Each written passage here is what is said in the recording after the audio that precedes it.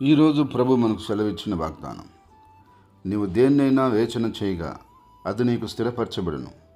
ప్రియ సహోదరి సహోదరులారా, ఈరోజు నువ్వు దేని విషయంలోనైనా, అనగా నీ యొక్క ఆరోగ్య విషయం కానీ, ఆర్థిక విషయం కానీ, నీ కుటుంబ విషయం కానీ, నీ పిల్లల భవిష్యత్తు విషయం కానీ, నీ యొక్క ఉద్యోగ విషయంలో కానీ, వ్యాపార విషయంలో కానీ, పనిబాట్ల విషయంలో కానీ, నీ ఇంట్లో జరగవలసిన కార్యాల విషయంలో కానీ, ఏ పని విషయంలో కానీ, ఏ ప్రయత్నం విషయంలో కానీ, నువ్వేదైతే దైవ చిత్తానుసారంగా యోచన చేస్తున్నావో, ఆలోచించుకొని ఉన్నావో, దాని విషయంలో ప్రభు నీకు ఆ యొక్క కార్యాన్ని స్థిరపరచబోతున్నాడు.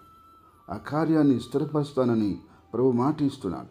కాబట్టి నా ప్రియ సహోదరి సహోదరుడా, ప్రభు సెలవిచ్చినట్టుగా నువ్వు వేసించినటువంటి ఆ యొక్క యేసున ప్రభు నీ జీవితంలో స్థిరపరిచి నిన్ను ఆశీర్వదించి నిన్ను వర్ధలు చేయబోతున్నాడు.